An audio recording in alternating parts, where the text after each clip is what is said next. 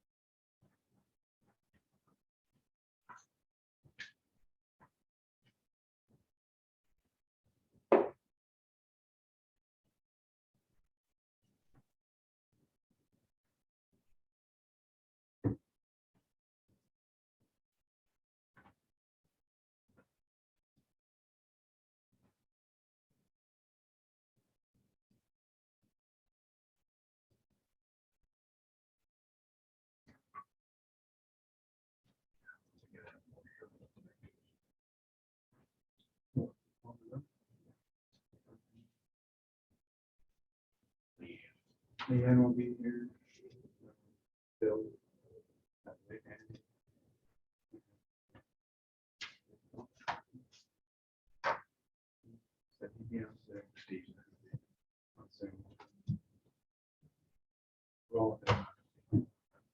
Roland will not be here.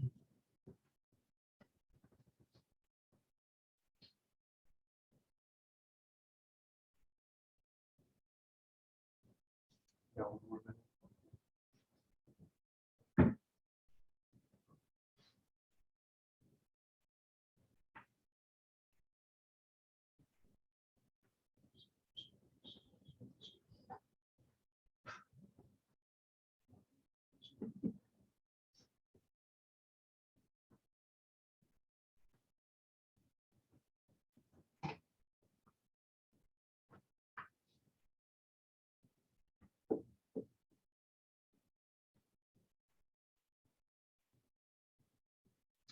Good evening, everyone.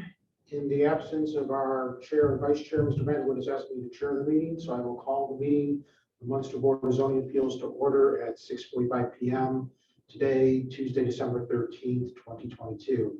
Please rise for the Pledge of Allegiance. I pledge allegiance to the flag of the United States of America and to the republic for which it stands, one nation, under God, indivisible, with liberty and justice for all. Please be seated. Mr. Vanderwood, please call the roll. Brad Hemingway. Here. Brian Specht. Present. Daniel Buxa. Here. Karen Mayer and Roland Raffin are both absent with notice. Thank you.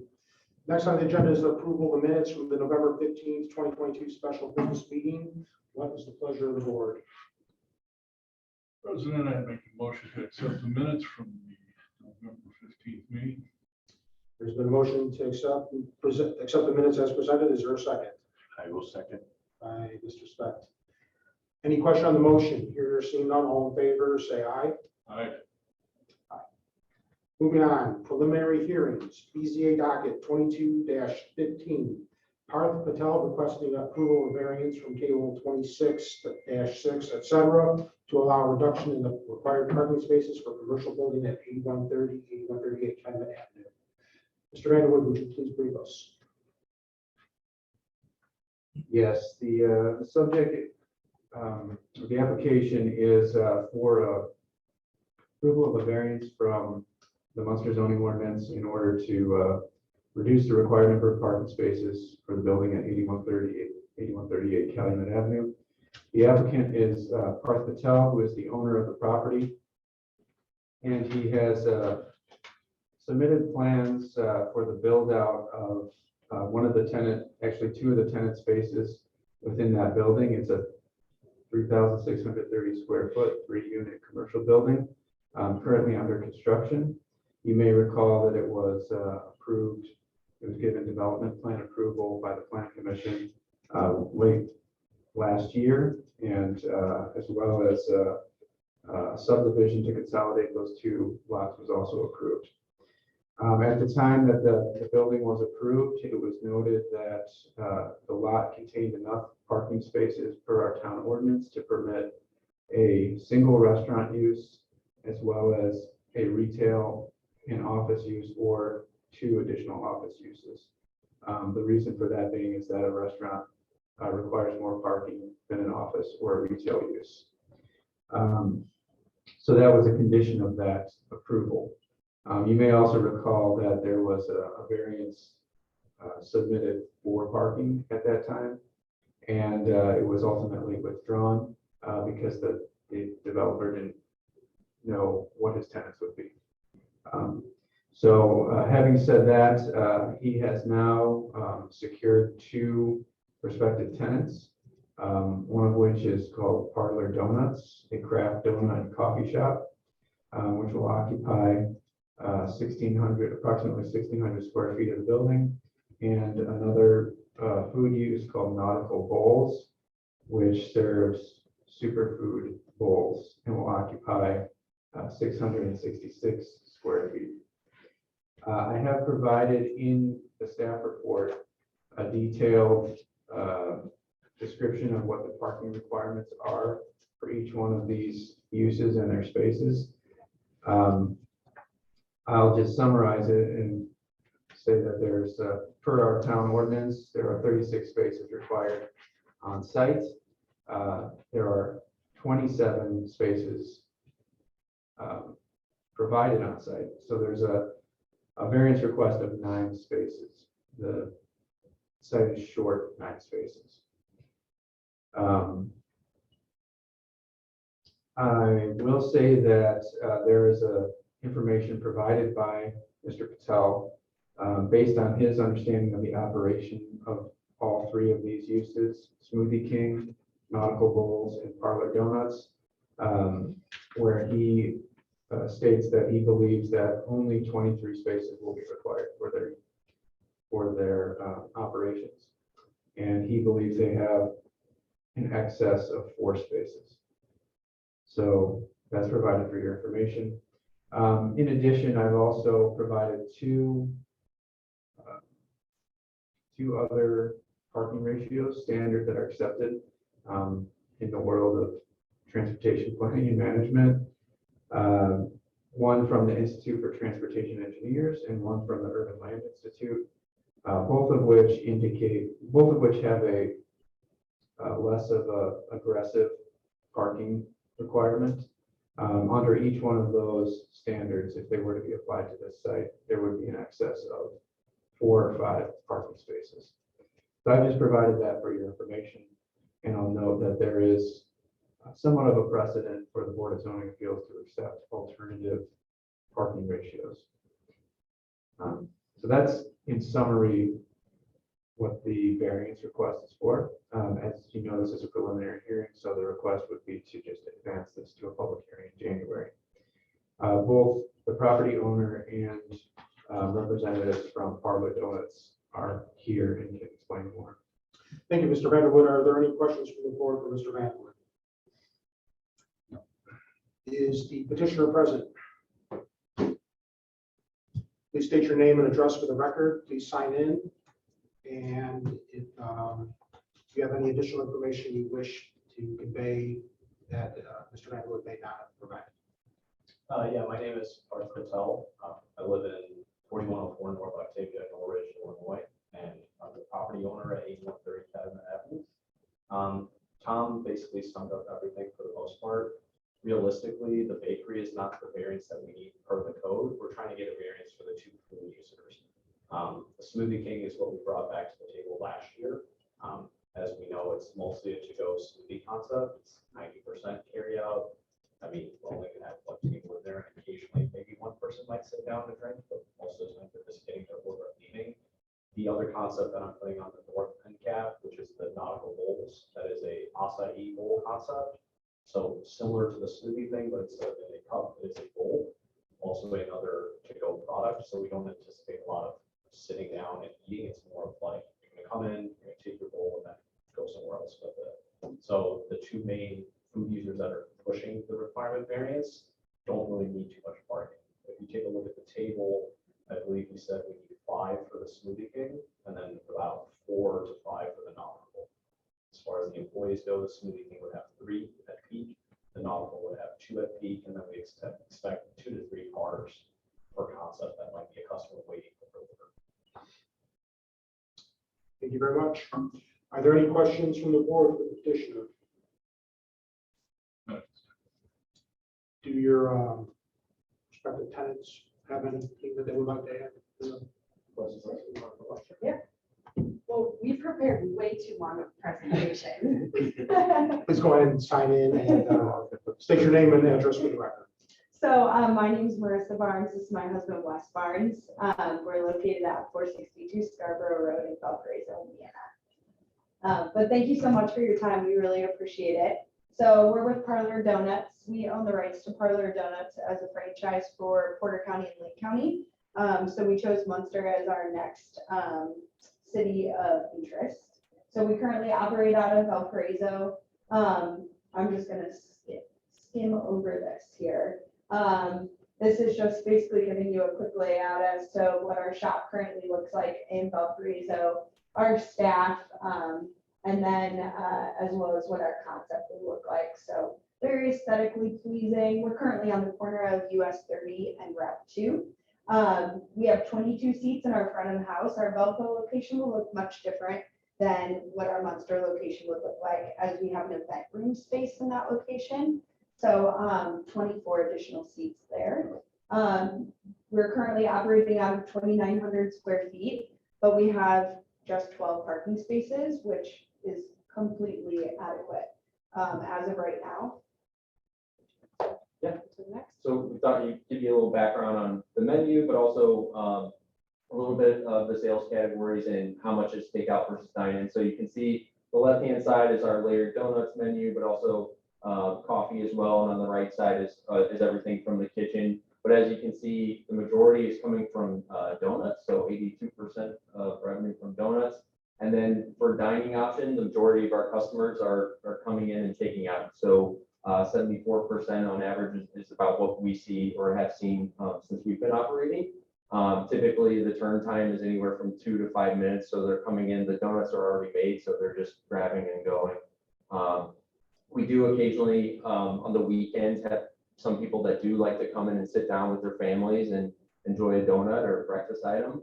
So we do have some seating. So go on to the next page. And actually, could you go to the PDF? It might be easier to see. But what you'll see on the PDF is that we do have some seating in here. There's booth seating down there on the lower left-hand corner, and then there's just a little bit of bar seating. So in total, it would be 14 seats. Most of our business is done, or most customers we see is from the hours of, I would say, 8 o'clock to 11 in the morning, with it dramatically dropping off as we get into the afternoon hours. We, on average, see about 150 customers a day, Monday through Friday, so during the week, and then probably double that on Saturdays and Sundays. And again, for the most part, this is a much smaller seating space and more actually parking than what we have in our location. So we feel that the parking is adequate. Thank you very much. What is the pleasure of the board? At this time, Chairman, I'd like to make a motion to move it to public hearing. Is there support for the motion to set the public hearing? I will second. Any question on the motion? Hearing or seeing none, Mr. Vanderwood, please call the roll. Brad Hemingway, Yes. Brian Specht, Yes. Daniel Buxton. Yes. Motion passes. Mr. Patel, please work with Mr. Vanderwood, make sure all the advertising requirements are met, and we will see you at the January meeting. Next Okay. item, Are you sure you want to stay? You can make We'll the leave the donuts. donut stuff. have a safe trip. Thank you. Thank you. BZA docket 2216, Munster Properties LLC requesting approval for variance from table 26, et cetera, to allow reduction in private parking spaces for medical office at 10350 Calumet Avenue. No, Mr. Vanderwood, please say. I will be brief. The property at 10350 Calumet Avenue has been purchased from the former Harley Davidson, Calumet Harley Davidson. It's been purchased by Munster Properties LLC. They are proposing to renovate that property into a medical office, and they're proposing 3 tenants. Similar to our previous application, this change of use has additional parking requirements that are beyond that of a motor vehicle body shop or motor vehicle sales or rental. So the parking for same amount of square footage of the medical office is greater than that of the previous use. They are proposing to expand the parking lot in addition to completing an interior remodel, enhancing the landscaping and installing a new stormwater extension area. But even with the expanded parking lot, they still fall short of the required 173 parking spaces, which is required by our parking code. They are proposing to increase the number of parking spaces on site to 134 total. They're still short by 39 spaces. So the request is for a parking variance to reduce the required parking by 39 spaces. Similar to what I just described in the previous application, they have provided an alternative standard for determining the required parking spaces. This is using the Institute for Transportation Engineers. They're estimating that only 129 spaces are actually needed for their use. Scroll down here a little bit so you can just get a sense of what's going on here. This is a excerpt from the staff report, but you can see this is the existing building is here. They are proposing to add some parking on the southwest corner as well as on the north side. I did note one issue with this site plan, which is the addition of this parking area on the northeast corner here. Our code does not permit parking to the front of a commercial building. As you can see, this is existing parking, which was developed under a previous zoning ordinance. So this parking is permitted to remain, but no additional parking is permitted in the front. They have not asked for a variance from that standard, so my sense is that they would be either willing to remove those spaces or amend their application to include that variance request. Now, is it just those spots that you have circled in red or all of the gray area in the front? It's just the spots circled. If you look at, this is Calumet Avenue, just to orient yourself. This is the Calumet Avenue frontage. This is the front of the building. Okay. So if you were to draw a line to the north there, anything in front of that line would not be permitted. Okay, I'm with you. Any questions from the board for Mr. Vanderwood? Here, seeing none, is the petitioner present? Yes. Please come to the podium, state your name and address, please sign in, and please offer any additional comments you might have. Sure. My name is Laura Costine.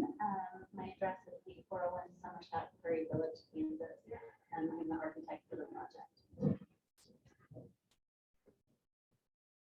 My name is Roger McDowell. I'm at 6005 Riverbend Drive, Ohio, Illinois. I represent the owners, Munster Properties LLC, and the owners of the LLC are also the owners of the orthopedic practice that will be the lead. Thank you. Any additional information that you wish to provide the board? I just wanted to make a couple of comments related to what Tom shared to give the overview. You could scroll a couple more slides. Yeah, if you could speak directly to the microphone, that'd be great. Okay. So just to add a little bit to our process. So when we looked at the multiplier, the ratio that's in the character-based code, that's what gave us the 172 spaces per the monthly requirements. So this is the existing site plan. There's roughly around 70-ish parking spaces existing. So that would mean we would have to have roughly 100 spaces, which was a heavy lift. So we did a test bit to see how much we could physically fit on the site. And if you could go to the next slide. And so this is where we landed. So everything that's in the dark gray is new parking. So as what was mentioned, we added spaces to the southwest. Most of the spaces are added to the north. And we got close. We got to 134.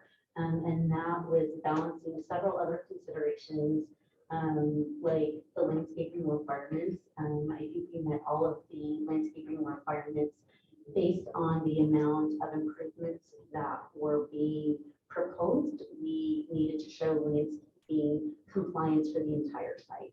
So we've updated landscaping for the entire site. We also are showing stormwater detainage for all of the new impervious being added. So we've been able to balance stormwater with the landscaping in addition to getting as close to the parking as possible. And based on the ITE ratio that was mentioned for the 129, what we show on this site plan is 104 spaces. So the ITE ratio is 4.27 spaces per 1,000 square feet of building. What we show here is doing a little bit better at 4.44 spaces per 1,000 square feet. And I think based on the red portion circled, how many stalls was that? Was that 2, 3 stalls? I believe it's 2.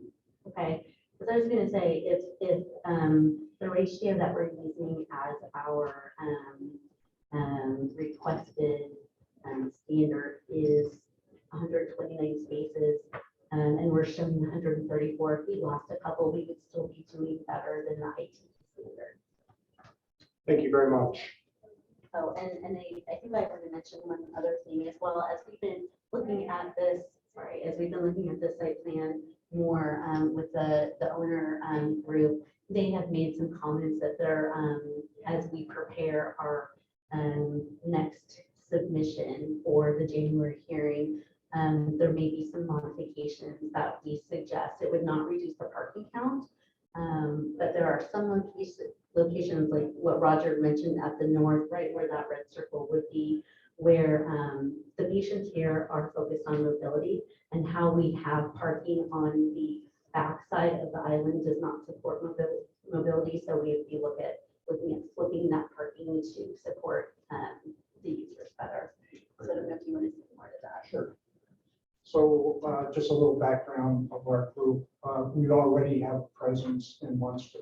We have surgeons that are operating out of Munster Surgery Center and Great Lakes. And we are seeing quite a few. We do our outpatient patient cases there. They bring patients from Illinois, and we also have our own Indiana-based patient base. So we have a presence here. We actually, even though we're headquartered in Orland Park, and we have a larger facility in Oak Lawn, the trend we see is more and more business in Lake County. That's why we're deciding to locate here. As far as volume, we will have to continue the volumes we have in Illinois just to support the investment we're making. But we forecast that we'll have at least 2 providers in the office every day. And it might require actually hiring additional physicians, but a typical hourly rate would be 4 patients per hour per physician.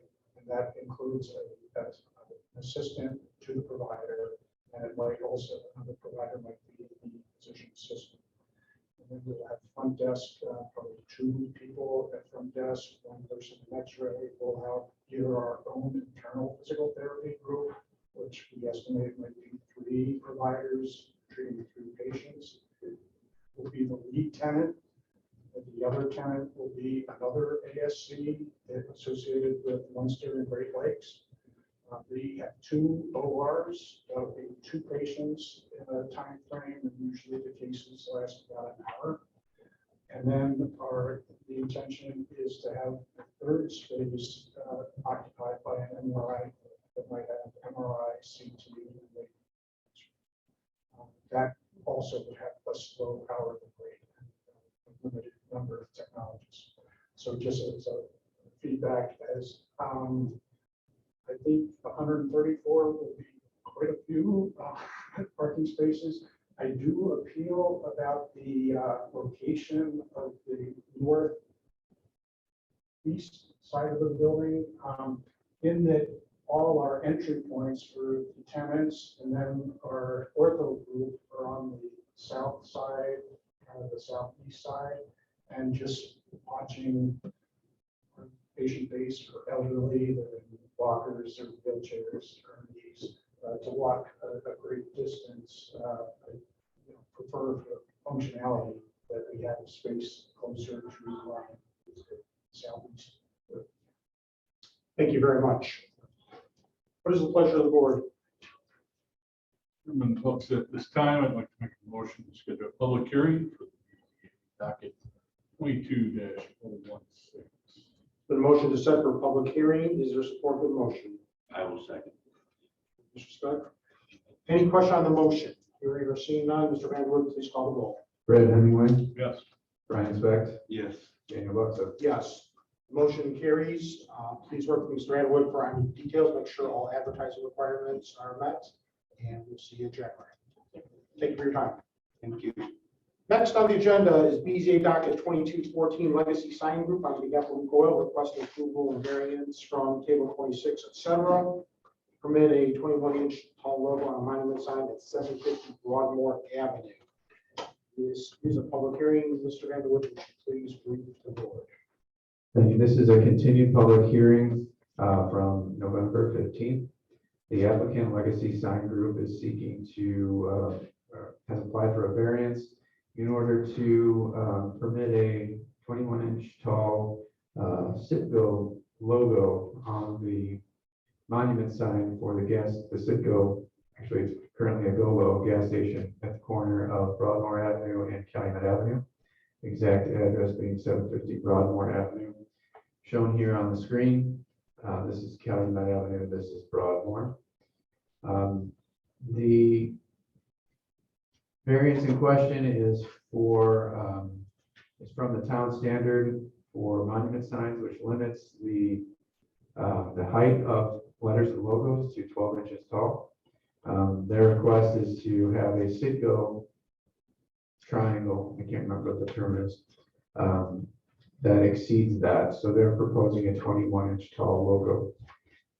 There's not much else to say about this variance request. They have provided an alternative rendering that shows what a compliant sign would look like. However, it does not meet with the brand standards or the branding standards of the Citgo company. So they're seeking something that proportionally would meet their standards. I'll note that the existing monument sign is a legal non-conforming sign in a number of respects. Those are listed in the staff report. But a legal non-conforming sign can be modified to the extent that any modifications comply with our standards. So while there are existing non-conformities, none of those have to be addressed or brought into conformity. Simply the new logo that's being added has to conform. Thank you, Mr. Van Wood. Mr. Van Wood, would you please update me? Was the public hearing opened and closed at the November meeting? I believe it was, yes. The November 15th public hearing, the public hearing was held, it was open, closed. Ultimately, ultimately, a motion was made to deny the variance request. The vote tally was 2 in favor and 1 opposed. And because there were only 3 and you need a majority of the entire body, which is 5, the motion failed. Therefore, it was continued or deferred to tonight. And so there is no requirement under law that we reopen the public hearing. Correct. Thank you. Council, do you concur? I do. Thank you. Okay, petitioner is present. Would you please state your name and address? First off, I'm sorry, 1 second. Before we proceed to the hearing portion, does the board have any questions for Mr. Beck? You're seeing none? Please. Thank you.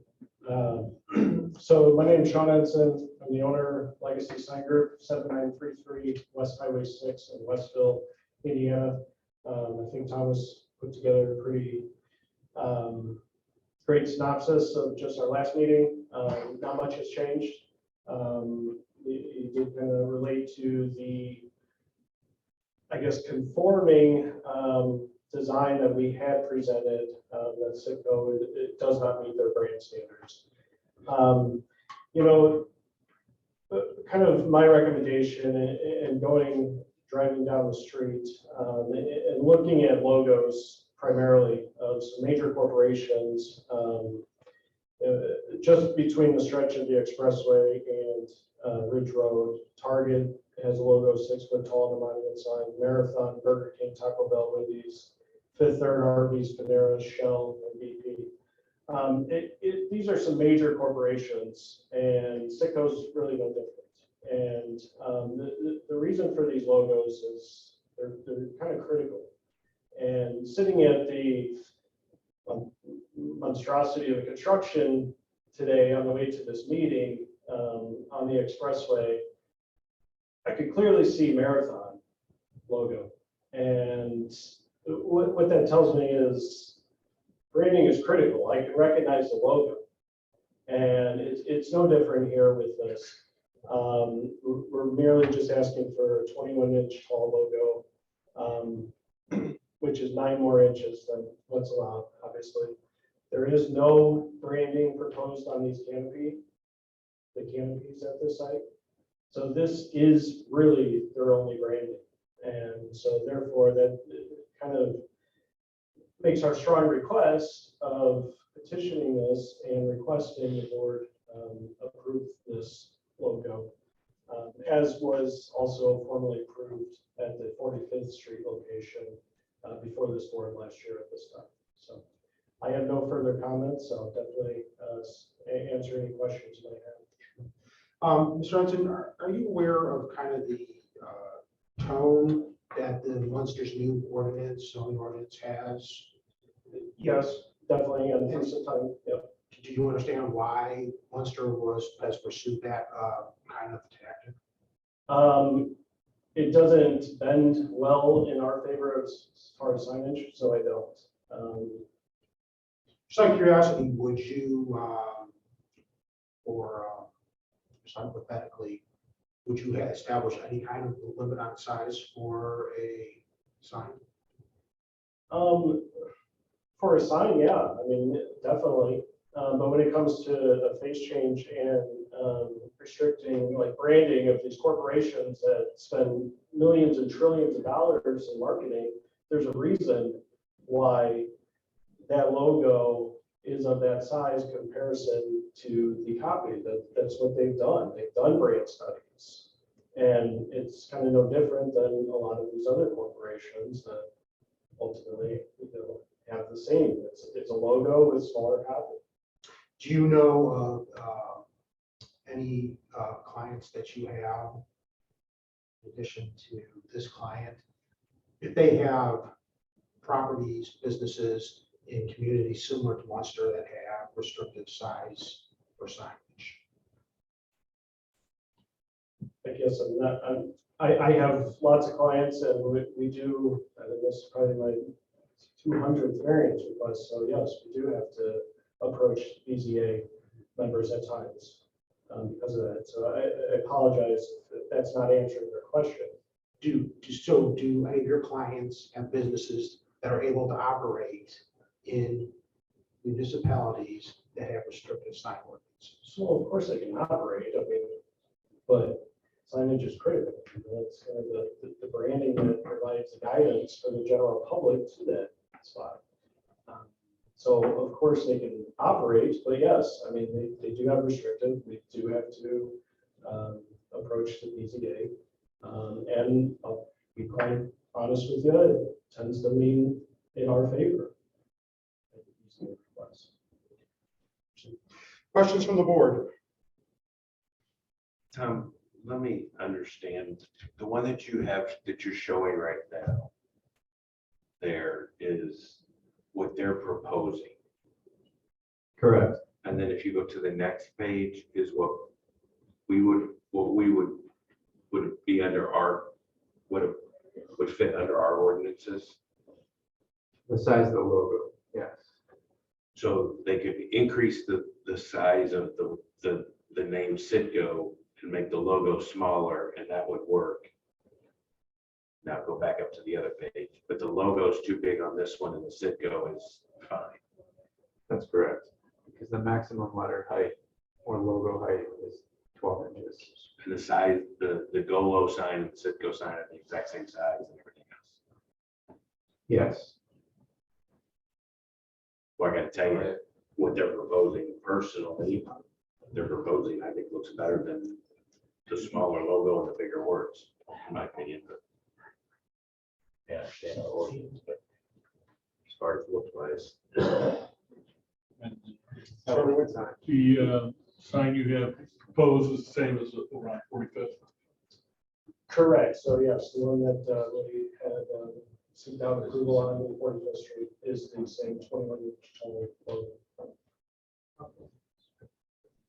Where, oh, on 45th Street there by the, okay. Corner of Friend. Yeah, the project hasn't commenced yet. Other questions from the board?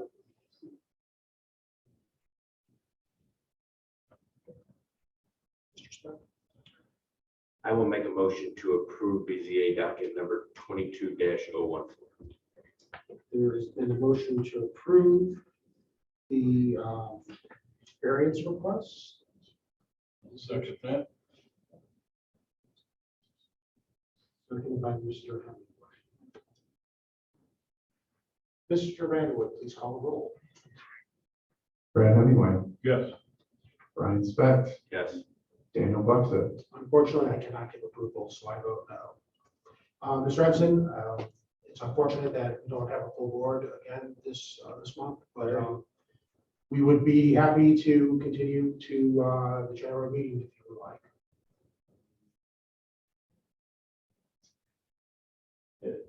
you don't have to make a decision now. Okay, thank you. Fair enough. Okay, thank you. Thank you for your time. We have no findings of fact. Mr. Redwood, are there any additional items for discussion?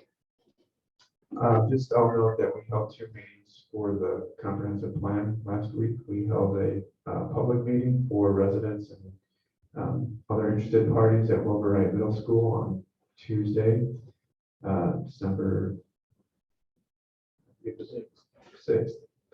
And we had about 150 people participate, so we're really impressed with the turnout, heard a lot of good things. And then we held another business workshop on December 8th at Rosebud Steakhouse in conjunction with the Munster Chamber of Commerce meeting. And we had another approximately 80 participants in that meeting. So we're moving forward with that process. The next step would be to complete staff review of an existing conditions report and submit that to the advisory committee. They will also review it and provide any comments, and then that'll be published. And once we get through that, we'll be moving on to the land use framework portion of the planning process. Thank you for that update, Mr. Redwood. Our next regular business meeting is January 10th, 2023. There being no further business on the agenda, I will entertain a motion to adjourn. So moved. By Mr. Speck, Second. by Mr. Hemingway. All in favor, say aye. Aye. Anyone opposed? Motion carries. We are adjourned at 7:22 p.m. Thank you for your time, gentlemen.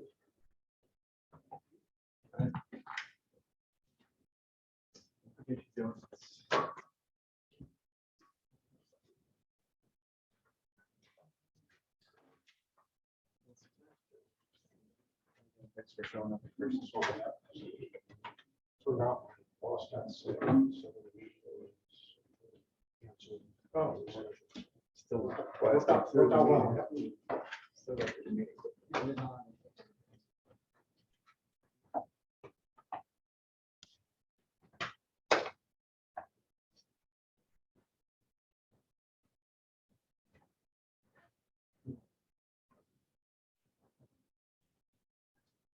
Good holidays, sir. You too. Thank you. What year is your son now? Junior? Yeah. Not more coming home on Friday, but then Thursday. He's getting his bucket right now. Appreciate that.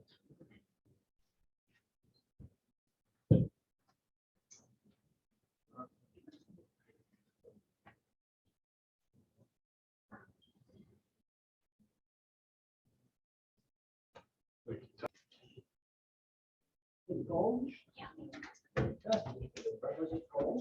In the morning, yeah.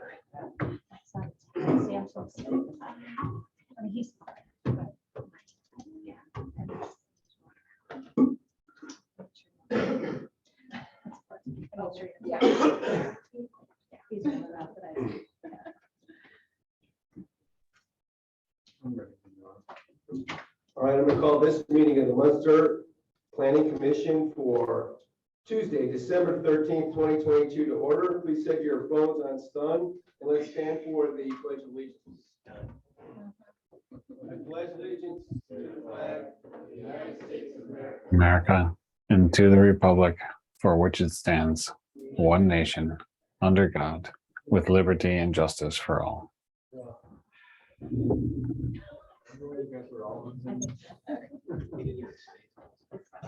Please stand. Mr. Van, would you call roll, please? Okay, Counselor Mellon, Present. Counselor Kulturitis. Present. Counselor Tulowitzki, Present virtually. Rachel Brannigan, Present. Brian Specht, President. and Bill Baker. Here. All right, we have a quorum. Next up is the approval of the minutes from November 15th, 2022. Any changes, modifications, what say you?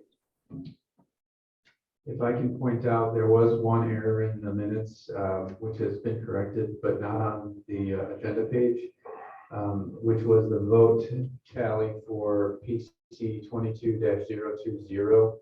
It was, the minutes indicated that there was one abstention and there was no one abstaining. So the tally should be 5 in favor, 0 opposed, 0 abstaining.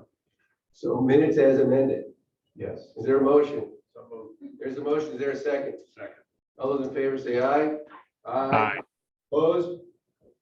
All right, moving right along. Next up is public hearings for PC 22-022. And what's that word? Discals.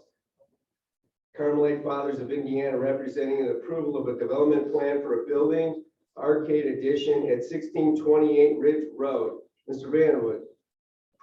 Thank you. The Carmelite Fathers of Indiana have submitted a plan commission application to approve a development plan to add a building arcade addition at 628 Ridge Road, which you may recognize as the Carmelite Monastery Monastery. property. That's shown on the screen here. The project is fairly simple. I'm going to pull it up here on the screen. What it is a proposed addition of an arcade, which is kind of like an open air roofed structure, simply to allow for some covered parking on the north side of the one of the buildings here. Because this is an expansion to the building's footprint, it's considered a substantial modification to the building and therefore has to be approved by the plan commission as a development plan. As I said, it's fairly simple, but it does have to comply with our development standards for the civic zone. I'm just going to go over briefly those standards, but essentially building materials and construction. The proposed proposal is to match the existing brick building, which is in compliance with our building materials and architectural standards. All parking has to be screened from the adjacent public right of way. So these are new parking spaces, but they are already screened on the White Oak side, or I'm sorry, the Oakwood side. Right along here by an existing wall and hedge. In terms of stormwater, there's no additional impervious surface. There's just no roofing, the existing asphalt parking lot. So no additional detention is needed. They're not proposing any additional lighting. And with respect to parking, you'll note that they are removing 4 parking spaces right in this area so that cars can access these parking spaces, which are now 90 degrees instead of angled. So we did review the existing parking on site as well as the available on-street parking, and noted that they have sufficient parking even with the elimination of those 4 parking spaces. So having said that, there's really a fairly simple approval, I believe, and the staff recommendation is to grant approval of the development plan. I know that the applicant is here and can speak to the petition if there are any additional questions. Thank you. Is there any questions for Mr. Vanderwood?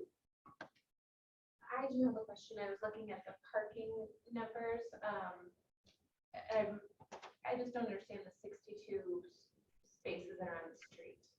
I live near there. I was just actually drove around the block today, and I was just wondering where all the street parking is.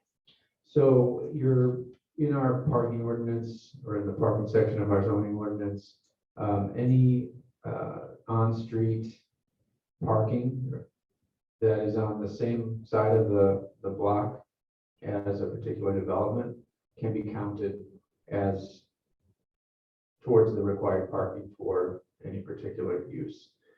So in this case, we counted the parking along Oakwood Avenue and along, I believe it's Wilson. Wilson Street to the south. There is no, those are not marked parking spaces, but there's no prohibition against parking on those streets. So parking is permitted.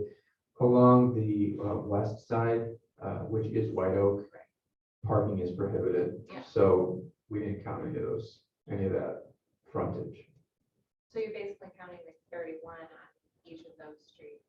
That just I doesn't believe- seem like enough. And I'm only asking that just because of that pilgrimage, the annual pilgrimage, which I think is wonderful. But I just know that sometimes the neighbors get frustrated with the lack of where everybody parks overnight. Yeah, that is a unique event. Sure, Which yeah, it's probably just the one exceeds time the thing. overall parking capacity of the site. They do own a grass lot to the south of Wilson Street, which does not technically meet our standards for a parking lot, but I know that it's been used as an overflow parking lot during those times. That was just the reason for my question. That's a good question. Anything else from Mr. Vanderwood before I open it up for public hearing? All right, is there somebody to speak on behalf of the petition? Please come to the microphone, state your name and address. Have at it, please.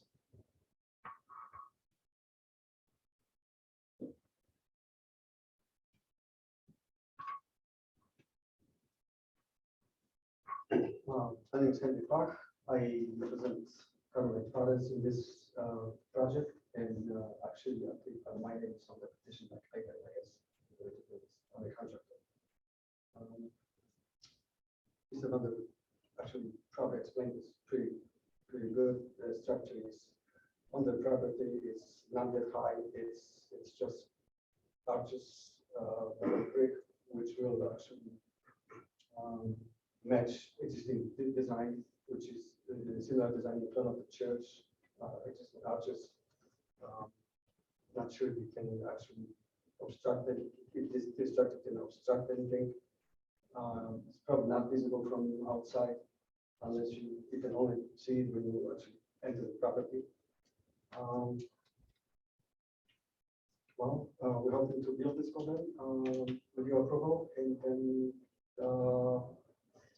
enjoy and then take some of the cars out of elements in the winter time. Structure is very simple. There's no, Mr. Van mentioned that there's no need for any additional irrigation or water flow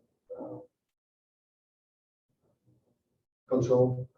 It's all just gonna be sitting on the top. Straightforward, and everything matches the existing facade, whatnot, we saw in the notes, so that's good. So that's good. Is there anything for the petitioner as far as questions? I have one, so I'm assuming you're looking at 1, 2, 3, 4, 5 under cover parking spaces. That's correct. So as far as the backing in and out, so there's no concern from the standpoint of sight lines and things of that nature, as far as the safety component when there are a bunch of folks in there, because that's a tight turn, having made it before. Well, it is.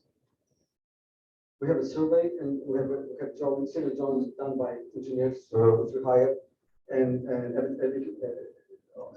all this is designed according to plan with extra space for cars for turning. That's why those few spots are eliminated, just to allow any car park in the car for safe turn.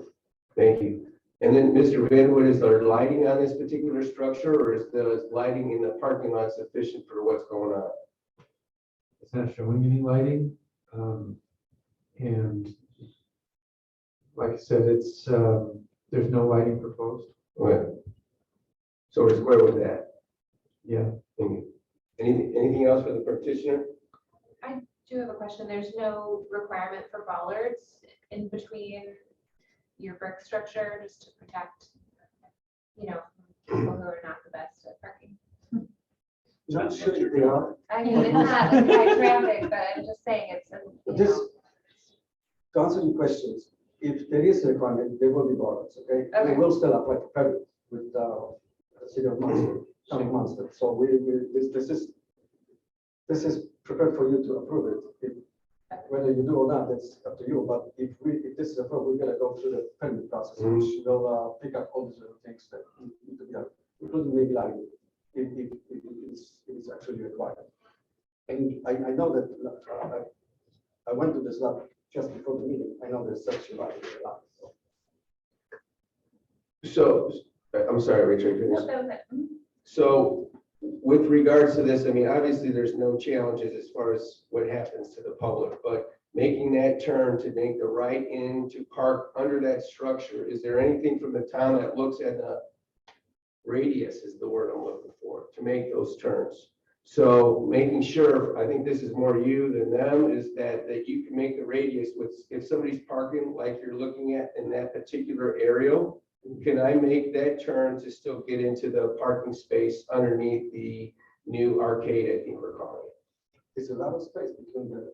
There's a lot of space? And when it ends, because those parking, north of the structure are eliminated. There's no parking space there. Look how much space is there, probably around, I would say. Oh, I'm figuring I'm coming in from the north to park. Well, then you go there and you have all open space. You can probably turn to the park, to those parking spots from any side, from both sides. Just to practice it before it all happens, as far as building it, to the point where whomever's parking in those spaces to make those turns, to be able to get in there and feel comfortable. Cones are a good way of doing it. During the events they go, we have some system that they control, and those parking spots are for fathers specifically, not for public. I understand. All right, anything else for the petitioner? Thank you, sir. Thank you. All right, I'm going to open this up to the public to speak to this particular petition. If you'd like to speak on this matter, please come up to the microphone and state your name and your address, please.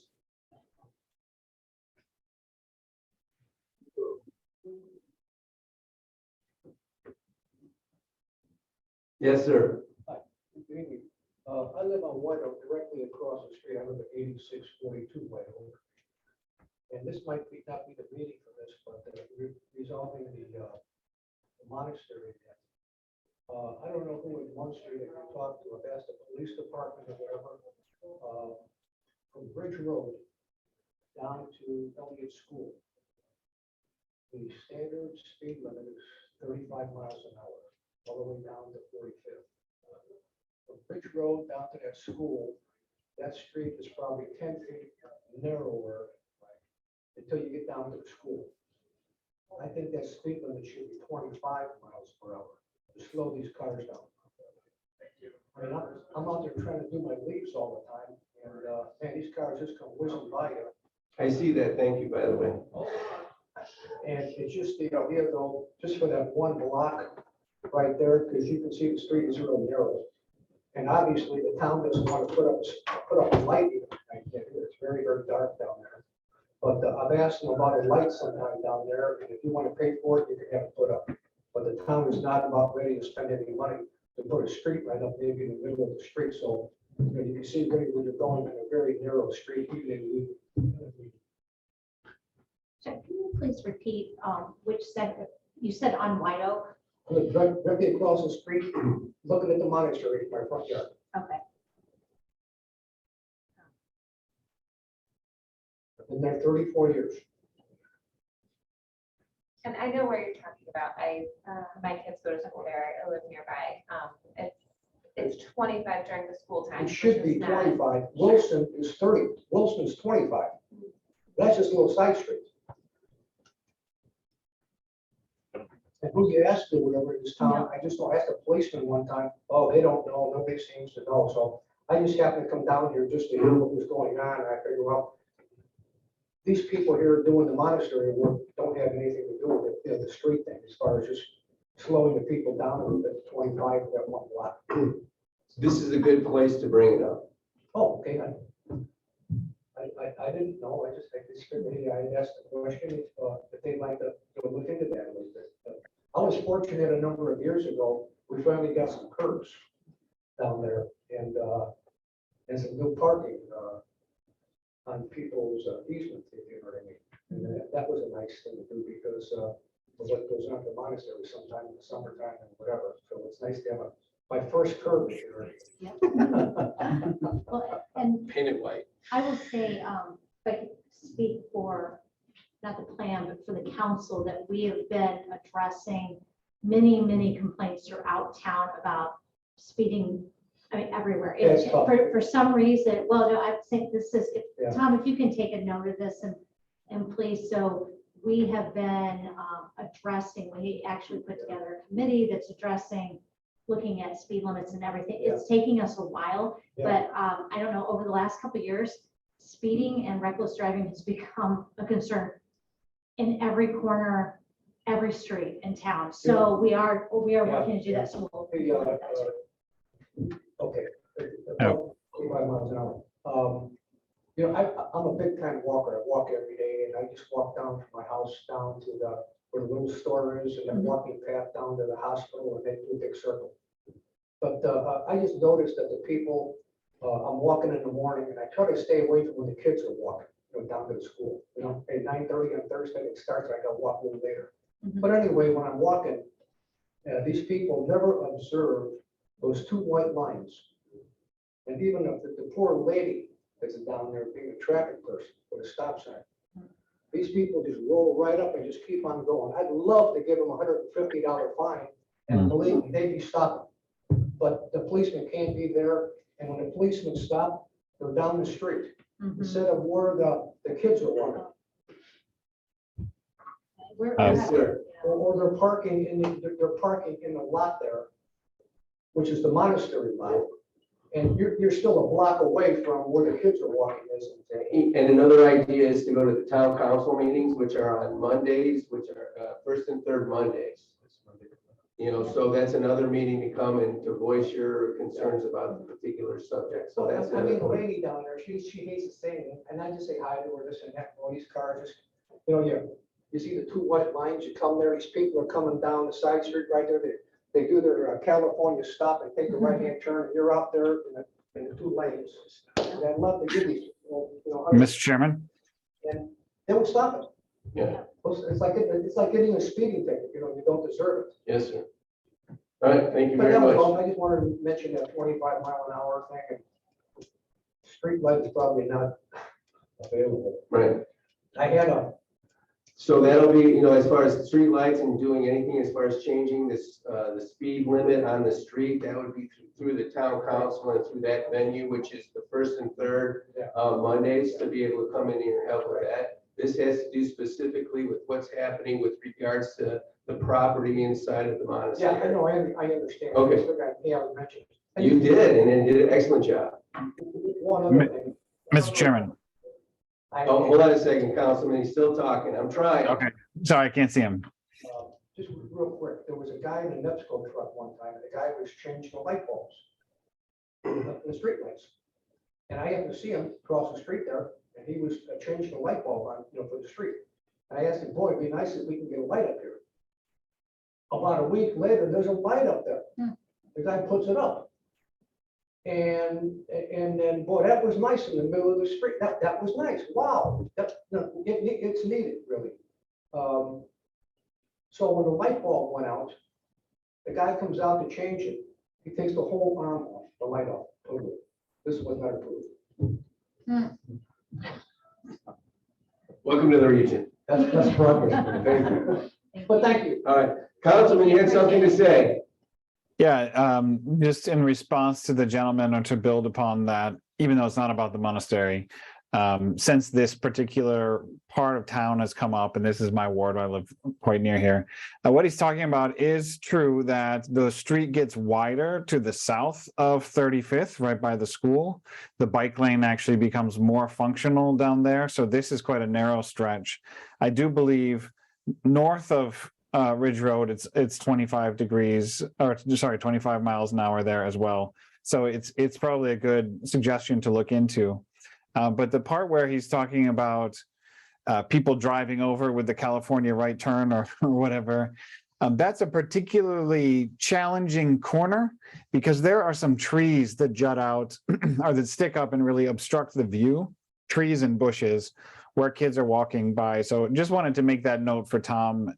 If you're looking at this area of town, that is a dangerous corner just because of the obstructed view.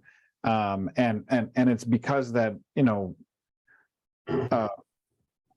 White Oak gets wider, and it gets wider on the west side of the street there. So it makes it a difficult turn. So anyways, I wanted to add that comment. Thank you. All right, this is a public hearing. Is there anybody else that would like to speak on this matter? Going once, going twice, bring it back to the board. I move we approve PC docket number 22-022, granting approval of the development plan for the building arcade addition at 1628 Bridge Road. There's a motion. Is there a second? And a second, any discussion? One other thing I bring out to the contractor is I noticed that the downspouts for this just feed out into the parking lot, which is absolutely acceptable per code. But from a property management perspective, when it's a freeze-thaw scenario, be aware of the icing that'll happen around those particular downspouts. Any other discussion? Yeah, Mr. Chairman. Yes. Since you've mentioned the downspouts, I would just note, I've had a few residents who live on the opposite side of Wilson from this property, and they have noted to me, particularly when we have extra heavy rains, that water management from this property tends to flood their property.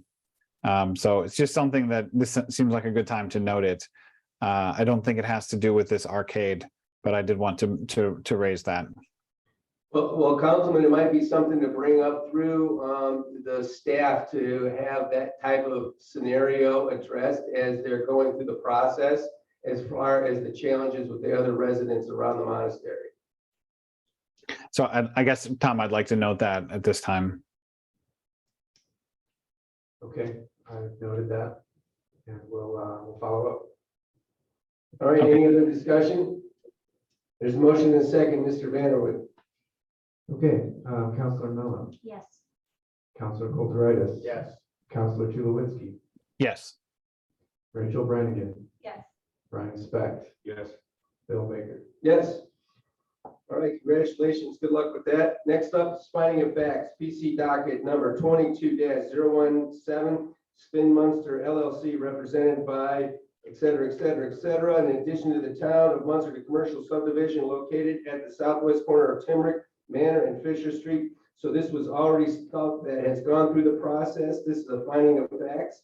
Mr. Vanderwood, is there anything specific you'd like to note on this? I'll just note that there are a number of conditions that were included in the approval, and those are listed in the findings of fact. So any questions for Mr. Vanderwood on this? Waiting for a motion, folks. We've done this before. Make a motion to approve findings of fact PC 22-017 findings. There's a motion. Is there a second? And a second. Any other discussion? Be there none, Mr. Vanderwood. Counselor Mellon, Yes. Counselor Kulturitis. Yes. Counselor Tulowitzki, Yes. Rachel Brannigan. Yes. Brian Specht, Yes. Bill Baker. Yes. Next up, PC 22-020, Spin Monster LLC, represented by Gary Warfel, requesting approval of a preliminary plat for the Kenmare Phase 1B dedication of Maple Leaf Boulevard. Mr. Vanderwood. Same comment as 22-017. There are a number of conditions that were included in the approval, and those are listed in the findings of fact. Make a motion to approve PC, the findings of fact for PC 22-020 findings of fact. There's a motion. There's a second. I'll second the motion. And a second. Any discussion? Be there none, Mr. Vanderwood. Counselor Mellon, Yes. Counselor Kulturitis. Yes. Counselor Tulowitzki, Yes. Rachel Brannigan, Yes. Brian Specht, Yes. Bill Baker. Yes. Moving right along, other business, additional items for discussion, anything for the greater good. Merry Christmas, Happy New Year, Happy Hanukkah. Gotta throw that in there. I'll just point out that I'll just say we had two public meetings for the comprehensive plan last week. The first one was on December 6th at Wilbur Wright Elementary School. It was open to everybody. We had about 150 people participate. Some folks here were present, so thank you for attending that meeting. And then we had a second business workshop on December 8th in conjunction with the Chamber of Commerce meeting at Rosebud Steakhouse, where we did another sort of interactive workshop. And we had about 80 participants in that meeting as well. So that concludes kind of the main public involvement portion of the project. We now have a draft existing conditions report, which we're reviewing at the staff level. We're going to be presenting that after staff review to the advisory committee. And they'll review it, make any comments, and send that back to the consultants. Then it'll be published on the website, and then we'll get going with. Is anybody on the plan commission, Mr. Vanderwood, on the advisory council commission committee? Yeah, Okay, good, thank Yeah. Tom, yeah, you are. Oh, I am? We've only met once, but we'll be looking to schedule a meeting probably in January. Tom, is that survey, the online and the mapping, the survey and the mapping exercise up through the end of December, is that correct? Yeah, that'll still be up for the foreseeable future. Okay. I'm not sure when we're gonna shut it down, probably not until we get going with really the land use framework. So through the existing conditions report, we'll probably leave it open. So that's not going to be included in the existing condition, it's not, the survey is not necessary for the existing conditions report. Well, it will be incorporated in some form or fashion, but the existing conditions report will kind of stay open. It's kind of like, it doesn't really get finalized until we're really all through all of that. So it'll just kind of be, what's that? It'll be growing, right? So for example, we have the draft already, but there's going to be reports from the two meetings that we held last week that'll get appended into the existing conditions report too. So really what we're reviewing at this point is kind of the data collection that was done and some of their conclusions that they drew about, the sort of the state of the town. Not so much the public involvement part of it, because that just kind of is what it is. Okay. But that'll just kind of. Is the existing conditions for everywhere in town or just certain, areas that are of concern at this particular? It's point in everywhere time? there. It's everywhere. It's. So like this gentleman's, issues with regards to White Oak would be a part of that existing conditions. I don't know if it'll get that detailed, no. Okay, thank you. But yeah, the entire town will be involved. So it's looking at the overall land use for for the entire town, overall transportation network, overall park system. Those are- Infrastructure going from A to B. Yeah. Going to the schools from places, how to get to church. Those are all important things, correct? They are. Yes? Okay. Yeah, I don't know, however. All right, anything else for discussion? I make a motion to adjourn. Second. There's a motion and a second. All those in favor? Aye. Next meeting, January 10th, 2023, if you can believe it or not. Thank you for participating and happy holidays. Good night, everyone. Thanks, Dave. Oh my gosh. How was that?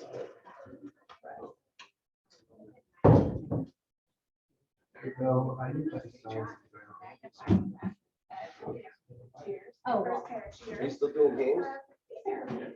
well, I gotta tell you, I didn't start wearing glasses until like 5 years ago. Oh. So I was like 29.